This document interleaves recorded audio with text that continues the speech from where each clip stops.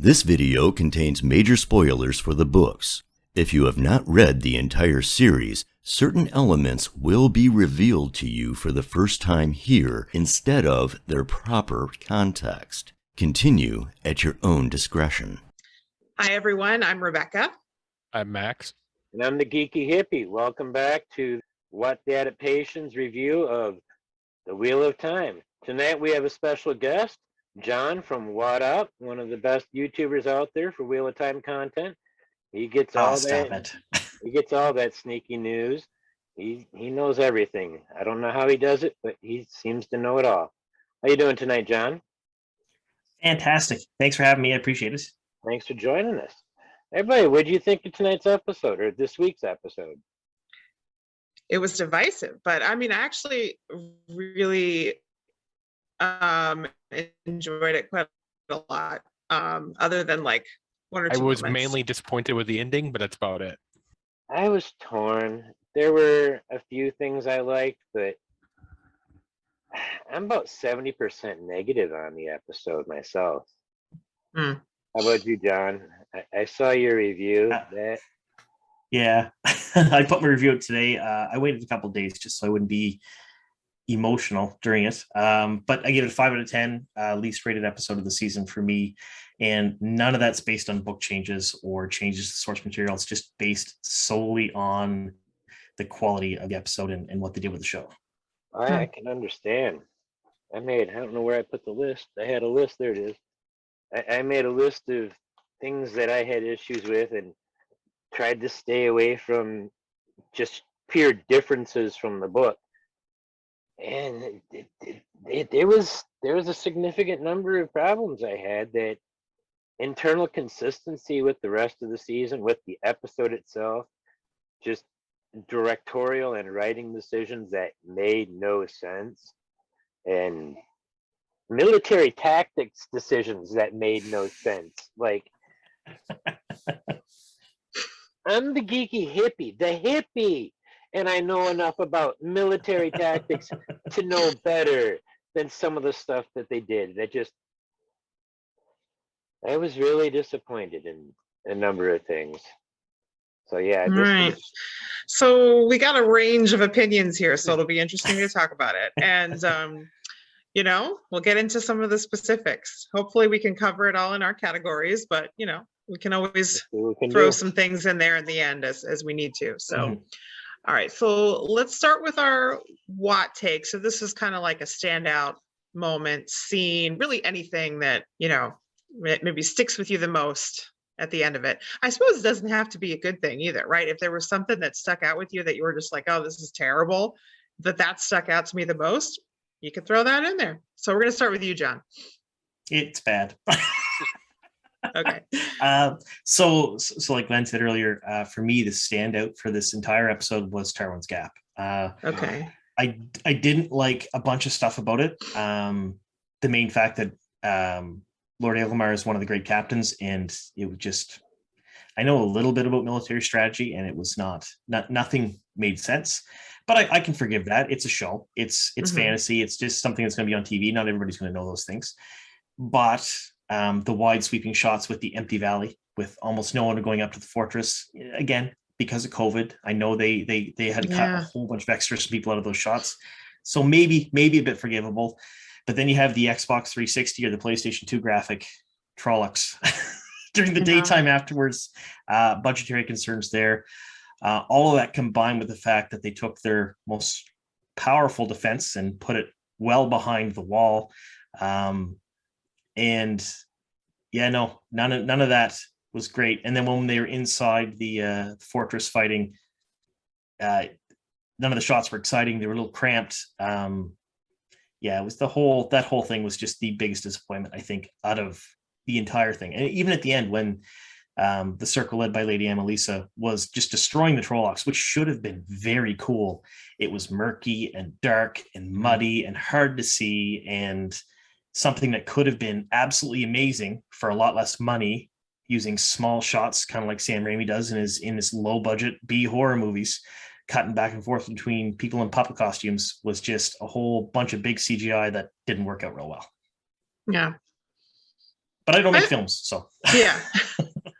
I mean, I think it's definitely fair to criticize those aspects of the episode. They were probably some of the weaker points. I mean, I definitely, because military and battles are not like the thing that I tend to care about most as I'm watching something, like that bothered me less than it might have bothered some people. And I know that they, didn't do it the way they would have done it if it had not been for COVID. But yeah. Was that for you guys also That was an it. issue? Oh, I'll let when you I go. when I was watching it, the first thing I saw in that scene was like, why are you using a crossbow at point blank range through this gap? Mm-hmm. I would have thought you'd be using a spear or something to poke the guys trying to get in. Mm-hmm. Because I would think you'd want to use that crossbow at people at a distance and try to take them out. And once they start getting up there, you're not going to start trying to reload. You're going to take a spear and just start shoving them, stabbing them. Sure. So it kind of took me out of the moment to like, what are you doing? And then, oh, you got stabbed against the wall. Well, that's what you get for doing dumb stuff. Yeah. See, first of all, I don't know that crossbow would be the right ranged weapon to use from a fortification like that. I think you might want to use a bow, a regular bow, because when it's faster to reload and fire quicker, the rate of fire is just way faster. Well, one thing when- I'll say on that is crossbow has generally a little bit more power, and you can kind of tilt around the arrow slits a little easier. to an extent, but you're going to be with the arrow extent, you've got the bow like this, so you can only go so far either way unless you turn it like this, then you can go to the side. With the bow, it's like this, so you already can go. You have a wider field of range of fire, and a rate of fire is higher with the bow.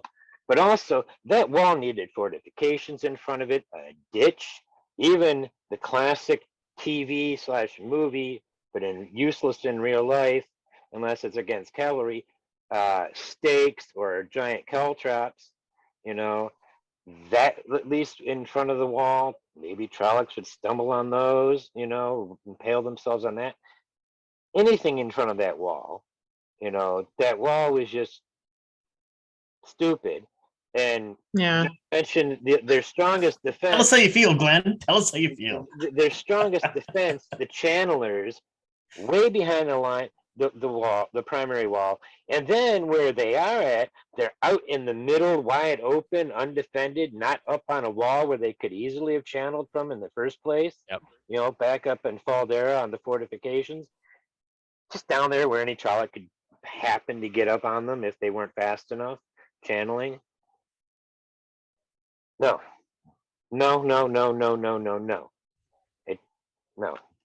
They just did. It was kind of a cool shot, like when you see the lightning, like I don't know, the wide shot of it was kind of cool. It was kind of pretty. I mean, that was probably the best special effects that we don't see on a regular basis on this show that we saw in this episode. The only CG that was better was stuff we see every episode, or almost every episode. The regular channeling, just minor weaves. It just. But the other thing I'll add, because into the military issue, because again, I don't really know too much about it, but they certainly could have been. It seems like they could have been like dropping stuff on the Trollocs from the wall, at least, like some kind of, I don't know, anything really. Well, yeah. If I were the commander, that I'd be pulling a page out of Monty Python and shooting cows at them. Sure. Yeah. That would have been more Trollocs be distracted by free food, and that would have been way more effective than what Agilmar was doing. There was all kinds of. And the other thing about the whole sequence of Tywin's Gap is, I'm sorry, when it comes to the women burning out, Amelisa would have burned out a lot sooner than Nynaeve or Egwene would have come close to even feeling the effects of burning out. To be fair, if you're going to go with that, the metaphysics of the book say they don't. So anybody in a circle can't burn out. There's a natural buffer. That's obviously changed for the show. So even if they don't burn out in a circle, it's still they can withstand a lot more of the one powers flowing through them than Amelisa could. That's why she's burning up, because she can't stand that much burning through her. Those two women can. So, Well, I look at it this way: the way channeling works in the show, I assume from what we've seen and what we've been shown and what they kind of talked about is going to be different than the books, probably way different. So I won't complain about everyone else burning the circle out first or any of that stuff, just because maybe that's how the magic works in the show. It's possible because we don't know how it works because it doesn't work the same. So very I don't apparently. I don't really care about them changing stuff like that, like changing the rules of what happens in a circle or doesn't. If they keep it consistent to whatever it is, in the show, then I think changing rules like that is fine. Like I don't care about that at all. Not that this was really our WoT take moment, but I mean that Nynaeve almost burning out was the one part of the episode that I really didn't like. Because I mean, this is different than, I don't know, maybe we should save it because I don't know if someone else has that film, but we can talk about that another time. Anything else we wanted to say about the Tarwin's Gap part of it, though? Not right now. Okay. No. I think we covered it. Yeah. All right. So I think we're next. Glenn, you're up next. I struggled to find a sequence of scenes or a scene that I could put for good because I wanted to go positive. And I decided to settle on the farmhouse. Okay. With the man we presume is Ishamael, and Rand, and Egwene, but she was more frozen for most of it. And it's mostly because of Rand, and I'm gonna steal the way somebody phrased it. I'm gonna paraphrase. I don't remember who said it, but it boiled down to Rand saving the world, essentially, because he realized a woman has a right to make her own decisions. And that's what it was all this so that Rand could come to the conclusion a woman has the right to make her own decisions. And that's really what that scene was Rand coming to that realization and making that decision that he's not going to take that from her. And that's what turned that scene around. And I'm like, all right, that's probably the most positive, best thing I could find in the episode. What did you think about that one, Max? It was a decent scene. Didn't really stand out too much for me, but. Oh, interesting. Okay. Like I said, I struggled to find a scene that I could say something good about. Okay. Interesting that you guys are kind of like, see, to me, that was one of the things I really loved about the episode. I loved that quite a bit. Like I was glad that they made the change that Rand's battle with Ishamael at the end there would not be a one power battle, that it was a psychological and moral conflict instead. And I think that the way it played out was really resonant with, things that happen at the end of the series and just themes that are important. So I really like that scene a lot. I really like that choice. So that to me was like one of the things that made this episode really work for me. I mean, basically I liked Rand and Moiraine and like everything with them throughout the episode quite a lot. But that was I think, the highlight of that. So the only thing I'd say to that is, like, I did like that scene in a general capacity. I didn't like what happened after it. Okay. All right. Well, yeah, that's where I have it. Yeah. We'll talk about that too. I want to talk about that at some point. What did you think of that part, John? I liked it mainly for two reasons. One, the acting. Ferris and Yosha carried the scene. I mean, without the two of them there, it would have been not great, but they did a fantastic job. Second thing is I love the fact that they mentioned that this is one of his powers right away at the beginning of the end of the first season, because I don't know how far you guys with spoilers with this. Is it all right to say stuff about full spoilers? All right. Yep. So during the last battle, when he when Rand finds out he can remake the world in his own image, and the whole point of the last battle is for the Dark One to have him do that. in some way, shape, or form, whether it be all good or all bad or whatever or nothing. That was, kind of like a hammer between the eyes moment for the readers. But if show watchers don't know till then, they're going to go, whoa, that's kind of dumb. So having them start to spoon feed that now, and then perhaps over the next few seasons, probably use something similar at different other Legend of Zelda temples, like the Water Temple and the Earth Temple. Do you know what I mean? I think that was great. I did like that scene, and I like the fact that it was a direct callback to Egwene's accepted test. Same baby, same name, same everything. There was a lot of little nods to the book readers there when it was something completely new. So scene for me was not my favorite scene by a long shot, but it was still a really good one. Okay. Do you think this is the baby that Min saw in that vision? No, I don't. Okay. I mean, we don't know, so I could be wrong, but I would guess not. Only because Min's visions are supposed to be something that do happen, and we can kind of assume that this particular baby between Egwene and Rand is not going to happen. Awesome. Right. I'm Okay. kind of thinking about what she saw with Nynaeve. Her Which vision, the part where she Oh. saw. Yeah. Oh yeah. It happened, but it didn't happen, but it happened. See, I mean, she saw something that happened, but Yeah. how do we interpret it is always the question, right? It's something, a key event or a key instance in the person's life, and Rand holding that baby in that vision is a key instance in his life. Yeah, they didn't use the same baby. They did. Why wouldn't they use the same baby though? I don't know. Like I couldn't tell if it was or not. I'd have to go back. It was not the same baby. Yeah, the baby he was holding had short hair. And Joya was had very like long, curly baby hair. It was a younger looking baby that he was holding in that mid. Yeah, I was gonna say it was definitely younger, but yeah. All right, I wasn't looking at it close enough. The idea just occurred to me a minute ago. That's but that was when I asked. I was gonna say that's the pre-COVID baby, and then it was 12 months later. It was the same baby. Yeah. They did do castings for babies twice. So the castings for that baby in that scene happened, I think, before the first lockdown. And then we had a second one after. They had to do it again. I remember all that driving geeky airy nuts, all the casting calls for babies. We didn't know what they were. Something on Twitter every couple of days about it. Yeah. And then there was Luz Theron's baby also. So there's lots of babies.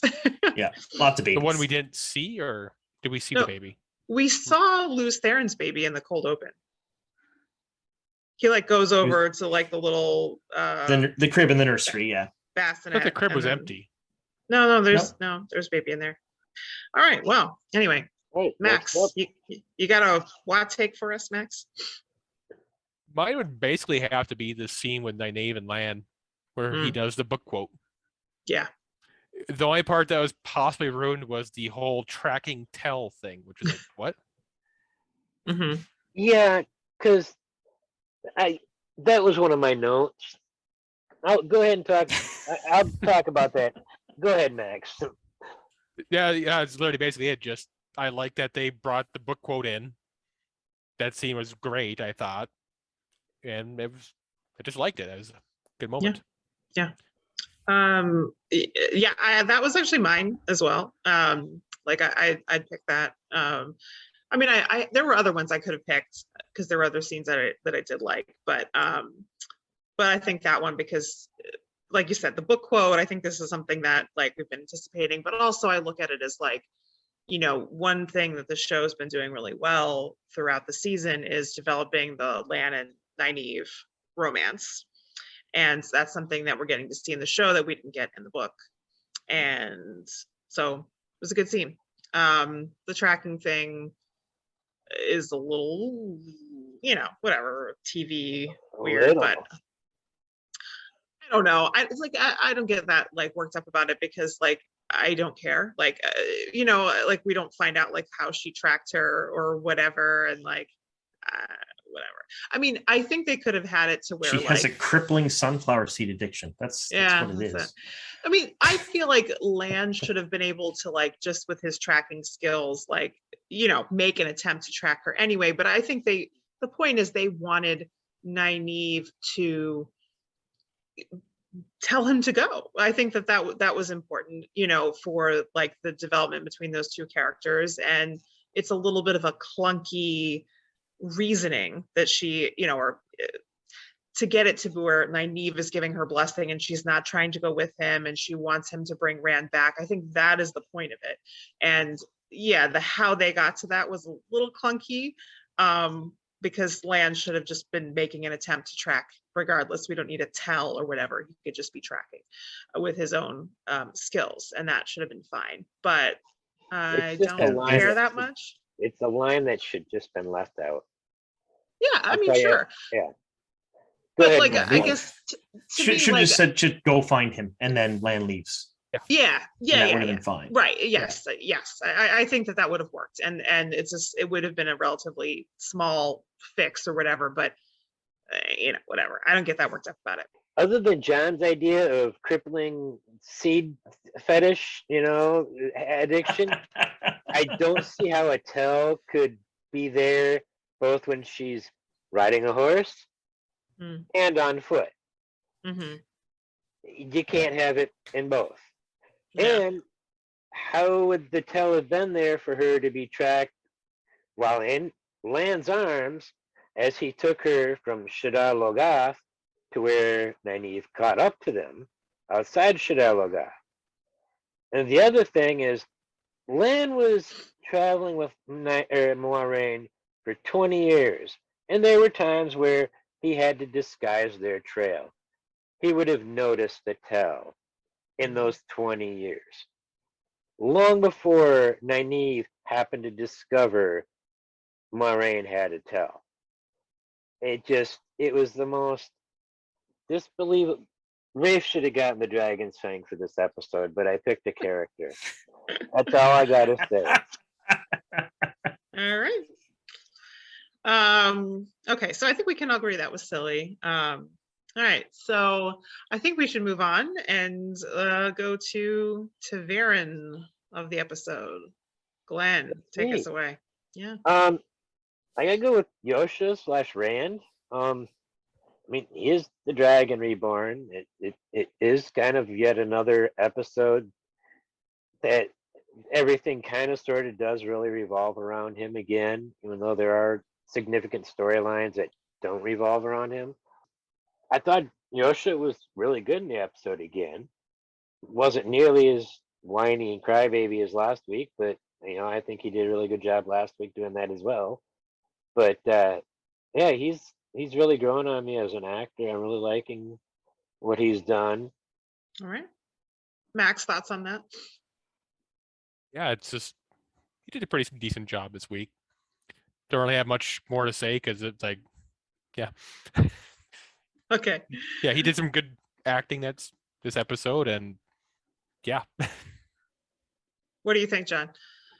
It's one of the things that I have zero complaints about is the acting from pretty much everyone. Not everyone, but almost everyone in the cast has been phenomenal in every way, shape, and form.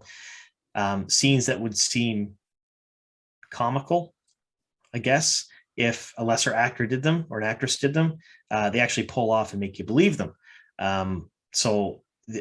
Amazon got really lucky with everyone in the cast because they're all really, really good, whether they are unknowns or seasoned actors and actresses. They're all fantastic. So yeah, Yosha did a great job. But they all did. Yeah.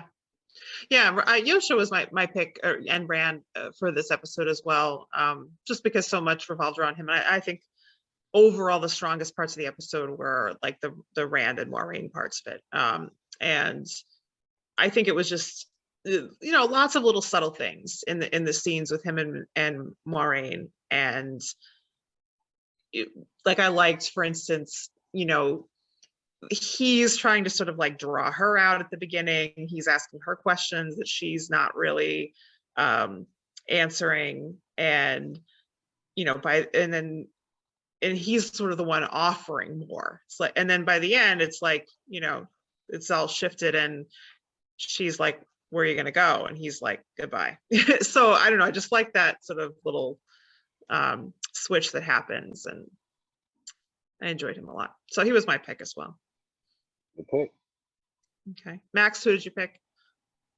I had to pick the guy playing the dark one. Mhm. I really liked how, first time we see him, he did a fantastic job, I thought. Just, yeah. To me, he sold what he did. Yeah. Trying to tempt Rand, mind screw everybody around, kill Moraine with a fake out. I liked his just the way he sort of talked to Rand, like, hey, I've known this guy forever, and just I don't know, I really enjoyed that.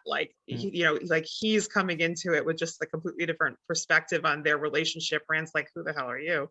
And but he's like, just you're pathetic, man. Just sit down and shut up and listen. And anyway, it was just he brought all that to it. I enjoyed that. He did a good job. Yeah. Anything you want to add on that, either John or Glenn? I like Ferris.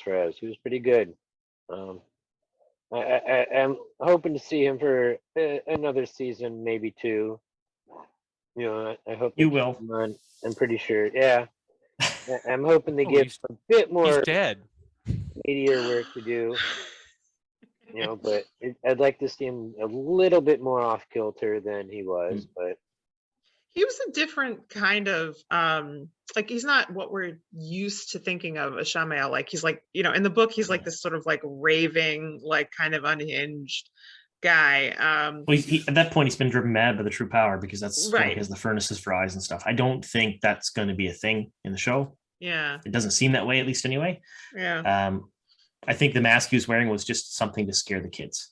I don't think it was anything else. I mean, to be honest, I don't mind that he is more of a coherent, he has some charm and things like that. I don't mind that in the sort of way he's taunting, and I think it kind of works as a villain. And Ishii could get a little ranty, and we don't got time for that. So yeah. I don't need it absolutely bonkers. It's just kind of a little bit off kilter, Yeah. Well, I'll be curious to see. What were your thoughts on it, John? I loved him as an actor. I mean, absolutely fantastic. He was good, great in Tyrant. He was great in pretty much everything I've seen him in. And when I found out he was playing Ishii, I was super pumped. Super pumped. Yeah. And what was your pick for ta'veren? My pick were the scenes between Lady Amelisa and Lord Elgmar, so Sandra and Thomas. I loved them. They're both really good at what they do. And yes, Lord Elgmar is not what book readers would expect at all, but I think that's on purpose. I think he was arrogant on purpose. He acted the way he did on purpose because, let's face it, he didn't do a great job as the Lord of Faldera, defending Faldera, setting up the defense of the keep, any of that stuff. I think all that was on the way leading up to it was on purpose, kind of showcasing him as he was trying to be a leader, but he wasn't as effective as maybe he could have been. But the scene between the two of them where they're talking about their family, their father's armor and stuff like that, I thought it was touching. I thought it was great. And I thought it was some of the best acting in the episode. Yeah, I love that scene too. That was really good. Good. And it helped set up, in particular, I think, as much as I have my issues with the Amelisa scene, the ending, it was still, there were some cool things about that moment. I think it helped set that up as sort of a standout in one way or another moment in the episode. Anyway, yeah, I agree. And you guys, Glenn, what'd you think about the Agomar Amelisa? I enjoyed him. I was a little puzzled why he was so insistent on his armor and not the family heirloom armor.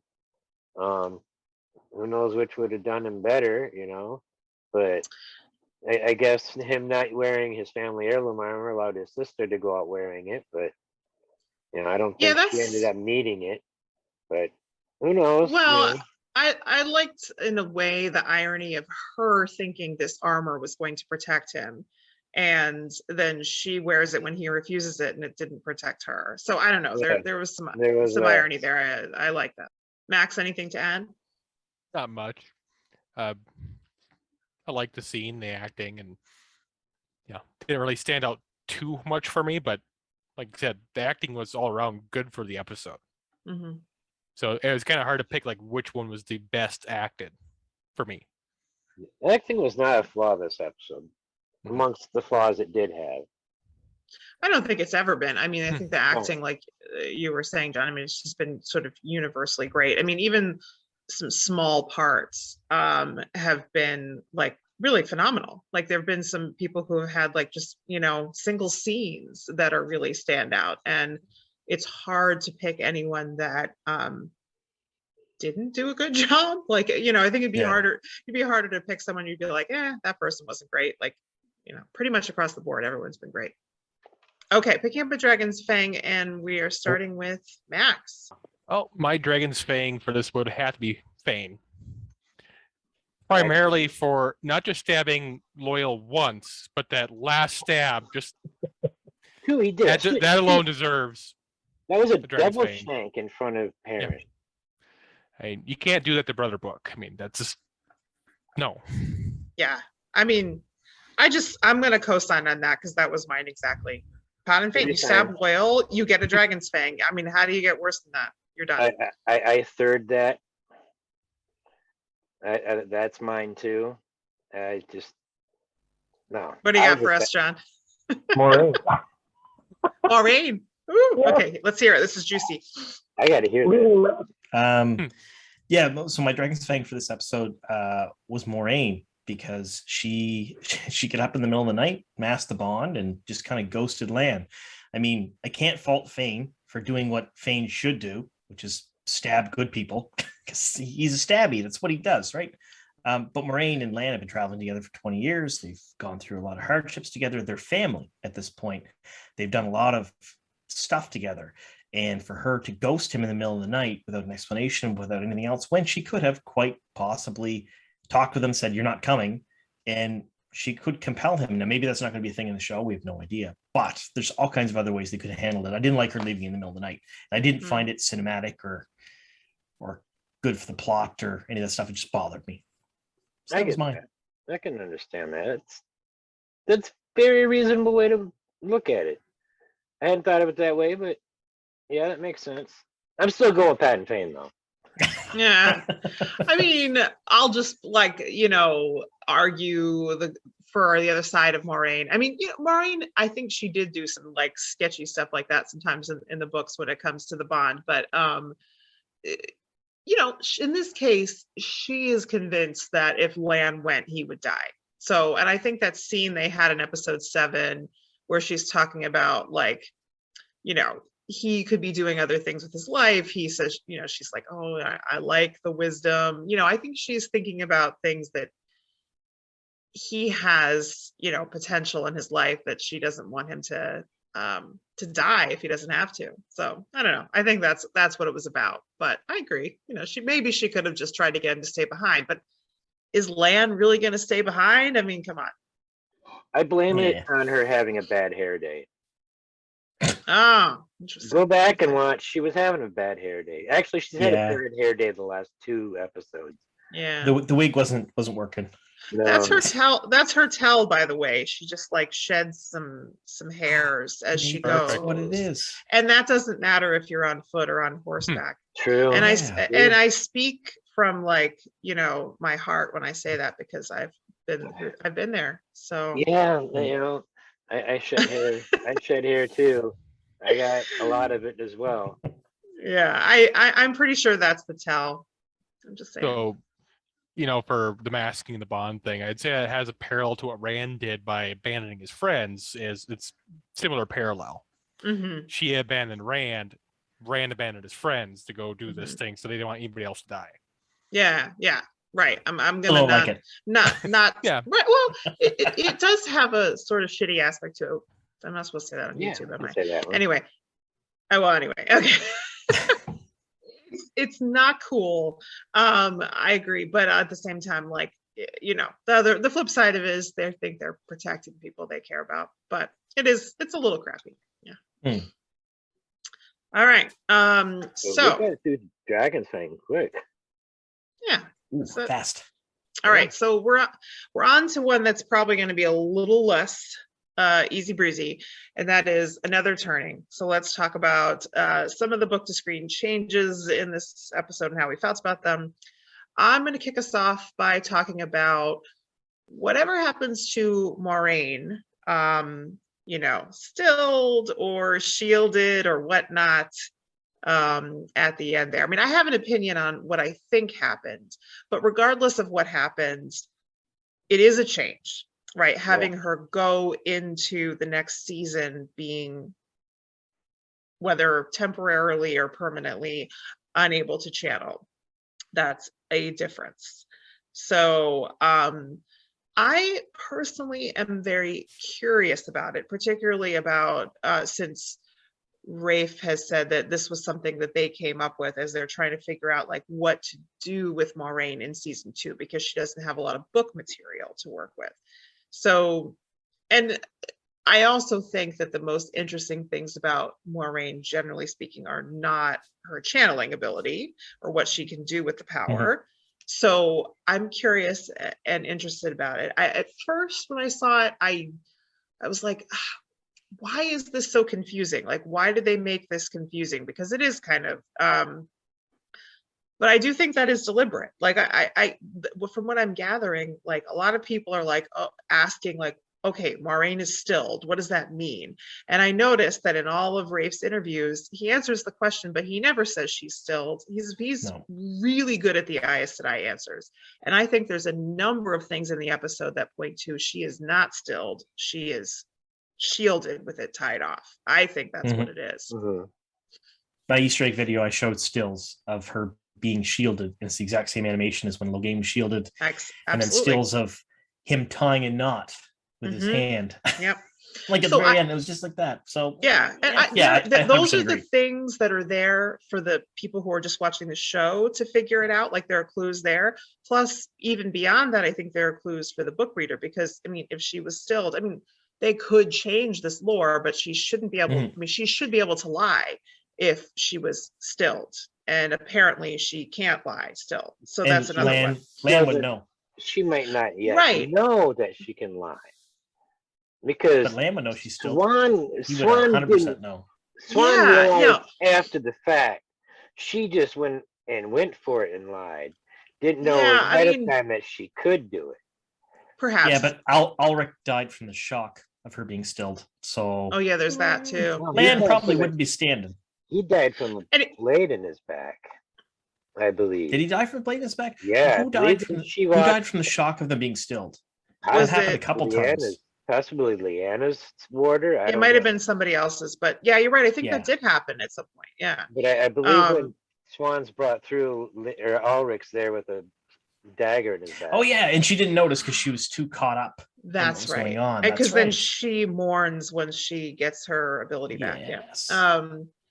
But in any case, I think there's a number of clues that she is not stilled, but I think they are deliberately making it unclear. So I don't think it's like I don't think it's an accidental, we're not being clear about what's happened here. I think it's on purpose, and it plays into wherever they're going with this. So anyway, I'm super curious about it. I don't mind this change because, like I said, I think mainly what makes Maureen interesting is not about that. And I am curious to see what will happen when she can't temporarily. I think temporarily. All right. What do you think, John? So my big thing is the power creep. I don't know how they're going to handle it. There's too much power too early. Way too much power too early. So, for example, you do have Emelisa channeling a small circle of 5 of them. Granted, Nynaeve is there and Egwene is there, and they're the two of the most powerful Aes Sedai eventually. And at that point, you would assume their power is still there, even though they're still growing and learning.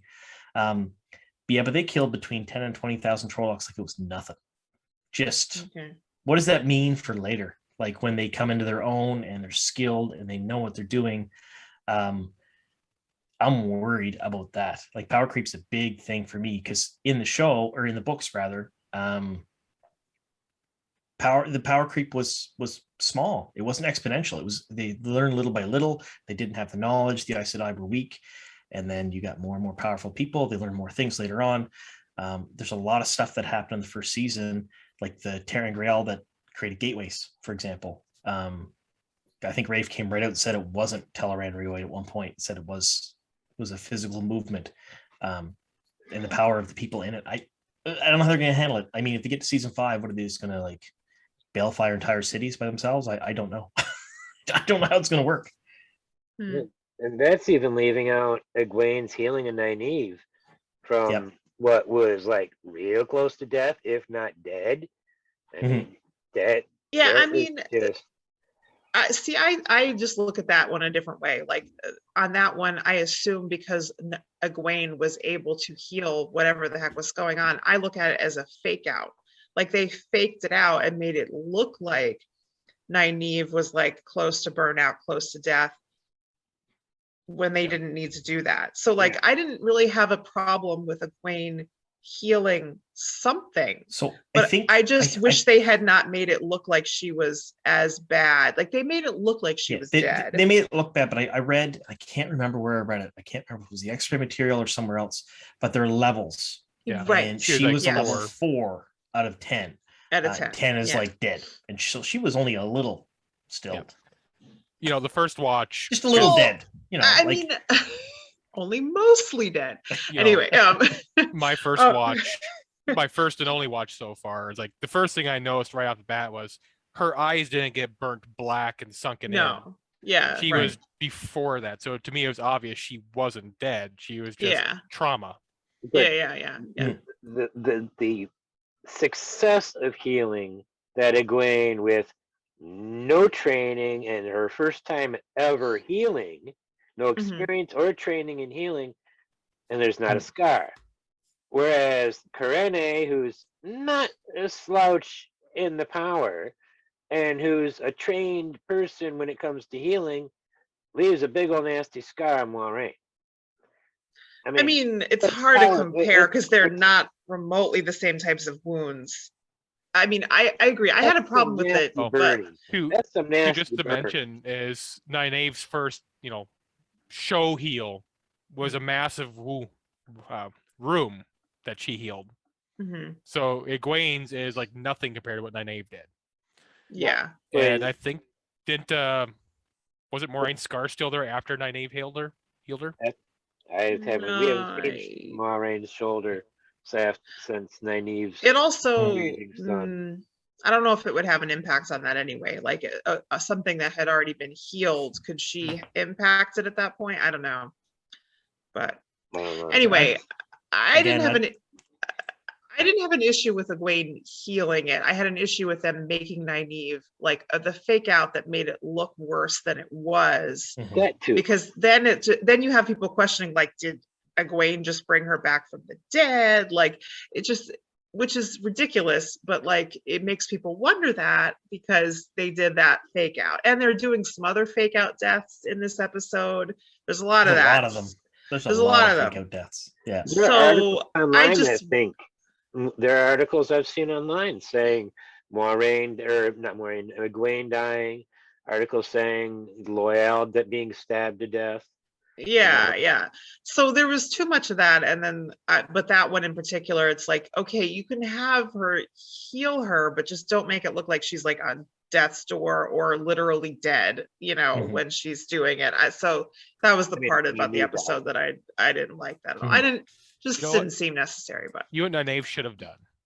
She should have went up there and just shanked her. That's what she's been doing this whole series. I was thinking that. I'm like, okay, you want her to stop channeling. Like, why do you not she's going to die anyway. Why do you not just whip out your belt knife and go seriously stab Amelisa? I was thinking the same thing. Knock her out. Yeah. Can't channel if you're unconscious. Yeah.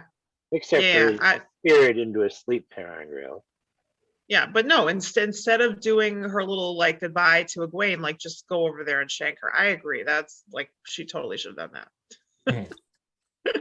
That's what I'm waiting for the Mohican fight. Like they'll be staring, and he's like, "Screw it, I'm just gonna shank you."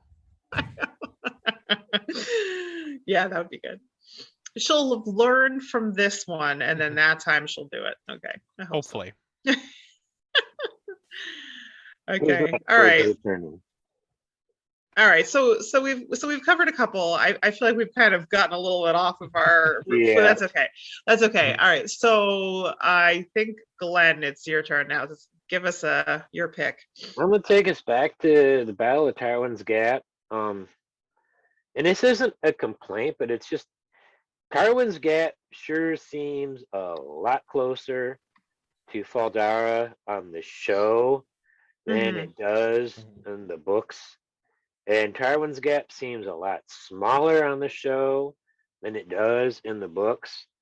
And so the whole fact that the battle there was this tiny little thing on the show compared to the impression I got in the books, where it was a lot larger. You know, that the battle lines were a lot larger. You know, a lot larger armies on both sides. It wasn't just Faldar and Agelmar's troops. I believe he had met up with who's the king of Shinar? I can't think of his name. Um, SR. If I Yeah, yeah. pronounce it right. Yeah. these are troops and some other lord Shinaran lords troops. It wasn't just the Faldarans there at Tarwin's Gap. It was a pretty significant Mhm. army fighting a pretty significant army of Trollocs, and wasn't just this tiny little force holding one tiny little wall that had no fortifications against a horde of Trollocs just this side of the Blight border. It just the whole nature of the Battle of Tarwin's Gap got changed, and so that to me is one of the bigger. I picked that one as the one that stood out to Okay. me as the big change. Okay. Didn't think anybody You else know, would pick it, so I went with that. I say something I'd mention on what you talk about is I did like the size of the army they saw approaching the wall. Like comparing that to Witcher season 1, I thought they did a decent job on the formation of the army. But then they completely didn't utilize it by going into the wall.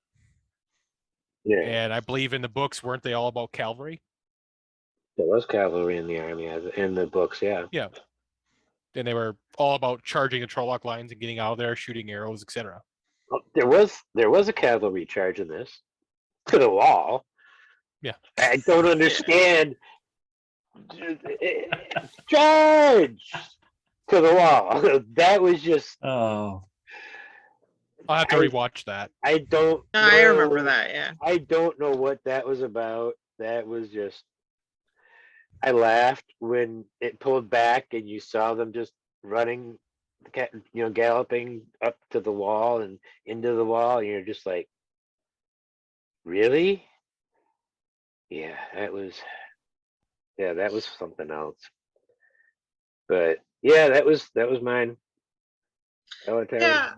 I mean, so I think I don't mind the change about Tarwin's Gap being closer or smaller or any of those like design choices about it, but I will agree that like the utilization of it was not what it should be given the reality of the space that they've created. It was poorly Um, executed.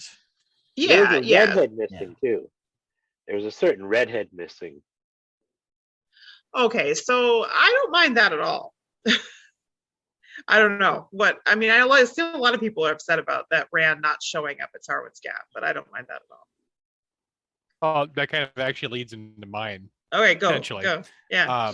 So for my part of this, it's like I didn't really like how they changed his character into the series of this. Mhm. To me, the last time Rand saw Faldara, he was looking back and there was a mass Trolloc army heading towards Faldara Yeah. to the wall. And then he goes to the Eye of the World and does his thing. He blasts Ishamael, or the Dark, whatever you want to call him, and then he just says, bye.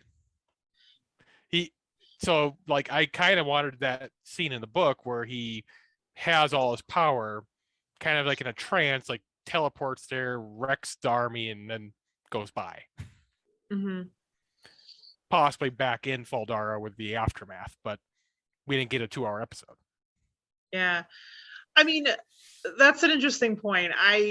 My thought on that, not going back to check on Faldara, is the one thing I will say is Moraine told him, like, if you want to help your friends in Faldara, like, you have to defeat the Dark One, and then he thinks he's defeated the Dark One.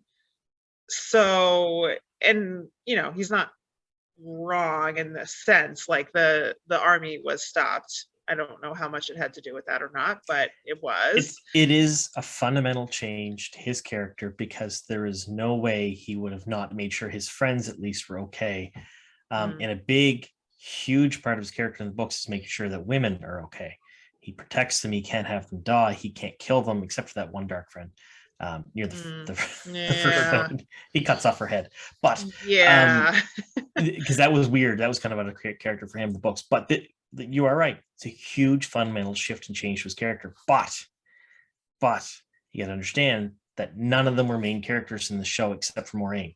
So everything was pretty much from her perspective. There was almost zero character building for Rand, Perrin, Egwene, Nynaeve.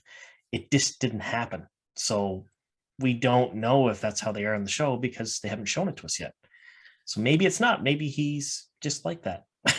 I don't know, but it is a big change. It is. I will agree with you there. Massive change. Yeah, from his character, because he wouldn't have done that. Yeah, you're right. It's a change for him to not like make sure that they're okay. The part about women specifically, I think that comes in later. Mainly. I mean, there's seeds of it early, but it becomes like a huge and pathological after the loss, like yeah, later. So that part I don't think needs to be there yet whatsoever. But but the Egwene and Perrin and checking on them and stuff. I mean, look how broke up he was that Matt didn't go into the Waygate. Sure. But so doesn't give a shit about Perrin or Egwene. To be, I think, it didn't bother me in that sense, only because I think if he is in this mindset of like, they need to think I'm dead, he can't just waltz into Faldara without them knowing that he's alive. And so I'm sure it is something that he would hate, not knowing what's going on with them. But I think if he does want them to think he's dead, then there's really no other choice for him at that point.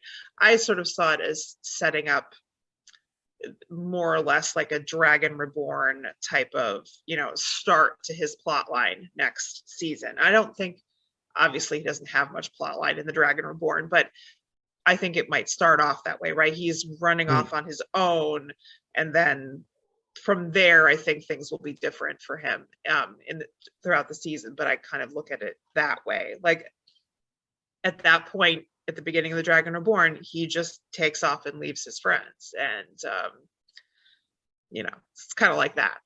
I took it that way. But as far as him not going to Tarwin's Gap too, like I kind of think that was a good change, to be honest. Like all of the bouncing around and really overpowered stuff that he did at the end of the Eye of the World was too much. I think it would have played into what you were talking about, John, about like things being a little bit overpowered right from the beginning. And it gives him a lot more room to grow. And he did do something important. What we saw him do was a lot more interesting, I think, in that episode than him just like teleporting to Tarwin's Gap and blasting some Trollocs and teleporting back out of there. Like I'm not sorry they cut that at all. And giving it to Amalisa, that's fine. Like I think that's interesting. I don't like, again, part of how they handled that, but overall I don't find that change. Yeah. I agree with you. Let's climb to go quick. Go ahead. I was gonna say, like, part of me was like, a lot of it was like, it's kind of like with D&D. To me, it's like the writers couldn't separate character knowledge from player knowledge for what Rand knew about what happened. Okay. And to me, it's like it seemed like they made it seem like he knew the Trollocs were dead when he shouldn't have known. Was there this shot though? No, there was a shot where he is looking, and I think he does see it before he goes off. Like there's a shot at the very end of the episode where he's like he sort of stops and looks, and I'm pretty sure he sees like the field of I can't recall. I remember he was looking towards some mountain ranges. I want to say maybe back towards the eye, but I don't know if that was, because I remember the towers, Malkir, who I haven't looked back at. Yeah, I'll have to go back and look at that shot too. But I thought that's what he was like doing. I thought he was like looking at basically he could see the aftermath of it. But I have no idea. I don't even remember him what he saw there. I'd have to go back and watch too. Yeah. yeah, And the power creep thing was something I was going to mention earlier when you were talking about John. It's like I wouldn't have necessarily minded his power creep there, because like I would have liked to have seen that whole earth rumbling effect he did against the Trollocs, where he's basically manipulating creation, reality, as just like this. He doesn't even know what he's doing. He's just doing these super advanced weaves. We assume are weaves. And yeah, well, I think the whole end of the Other World was a little bit of a mess for the book. I mean, I'm a huge book fan, but I will admit that Jordan didn't really know where he was going or what was going on with it at that point, I don't think. And there was a lot of interference, from what I understand, when he was writing it too. So I am happy they changed the elements of it. Maybe not happy with all the changes, but like Rebecca said, I didn't want to see him go to Tarwin's Gap and just destroy all the Trollocs. Although I also didn't want to see Emelisa and her crew destroy all the Trollocs either. So it's just too OP for me either way. See, that's what disappointed me, was I was expecting that massive nuclear blast of just killing Trollocs. Because to me, it's like I think a lot of people were. We saw that whole big Winter Night scene, and that was kind of a letdown for me. And then I was expecting this massive mayhem at the end and didn't get it. So you could say I overhyped myself for an ending that didn't happen. Yeah, 100%. I think that was a lot of people's issues with the episode, was they expected certain things, and when it didn't deliver, it made the disappointment that much greater for them, I think. Yeah, that does play a part of it. expectations can definitely set people up for just not appreciating what's there. That's I mean, why I had over a year to come to terms with some of the changes that were happening, and they still bothered me. So expectations is why a lot of people hated The Last Jedi. Yeah. They had all these expectations from what they thought was going to happen after seeing The Force Awakens, and all this fan theorizing for 2-3 years, and then none of that turned out to be the case. And they got mad. Right. And they're still mad, a lot of them. Yep. There. All right. So should we try to do some quick season 2 predictions to wrap up? Do we think we have time to squeeze that in? Or all right. So I think, John, you're going to kick us off with well, as we say, reading the pattern. What do you think's coming next? So if you got some insider knowledge, maybe don't drop that on there. Probably don't want to get yourself in trouble. But any predictions for season 2? Predictions for season 2. Well, Rafe had mentioned in an interview that they needed something from Maureen next season with Lan. So I think they're going to go see Van Dien or another Aes Sedai similar. Maybe not Van Dien, maybe Cad Swain, maybe somebody else, and learn about her shield or her stilling or whatever it is that happened to her, and that'll be her arc. I think we're going to see Rand on his own, and he'll meet up with Celine fairly quickly, probably in episode 1 or 2. She will go along with him, maybe not to a mirror world. I don't think that'll happen. There's definitely no Huron with them. And he's going to make his way towards Cairhien, where the big Sangreal is, and I think that will be his arc, getting there for the first 4 episodes or so. And what else do I have written down here? So as far as Egwene, Nynaeve, they're going to go back to the tower. They'll meet Elaine there. Min will also be in the tower, I think. And Leandrin will kind of weasel him into going to Falme towards maybe episode 5 or 6. And then I think the Hunt for the Horn is going to be mainly Perrin and Loyal. I think Matt's going to be stuck in the tower. I think he's going to be there, and they're going to be sick, and they're going to find that out, and that's why they're going to try to find the dagger. That's my guess, anyway. Those are guesses for next season. All right, Glenn, what do you think? Well, sort of. I kind of agree with John there on the Rand meeting up with Celine soon. Maybe not so quickly as episode 1, but yeah, I could see that. I wouldn't be surprised if it happened that early. I do think they're going to hit the mirror world. I don't think they're going to entirely leave those out. They could, it wouldn't be stupid. It would be a smart idea to cut them. It wouldn't be stupid to cut them, but I'd like to see them left in.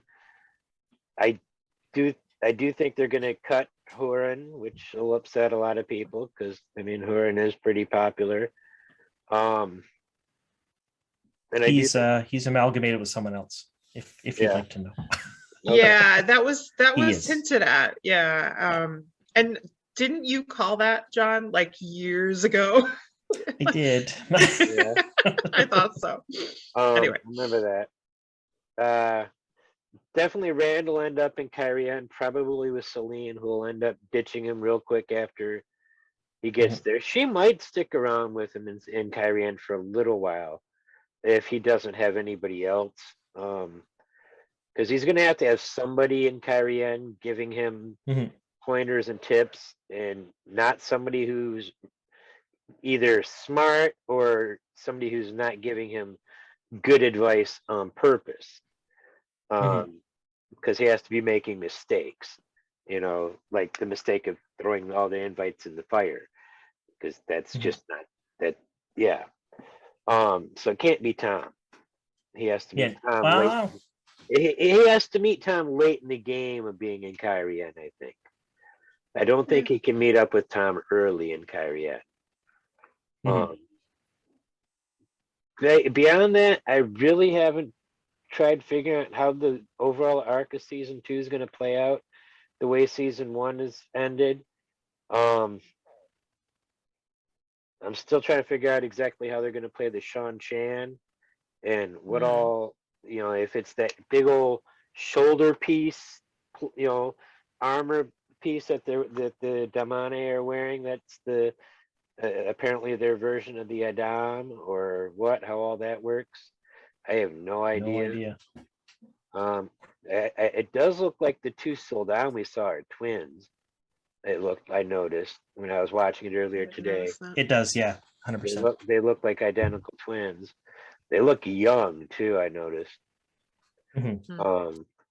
But yeah, I haven't had time to think about yet long enough what season 2 is going to look like at all.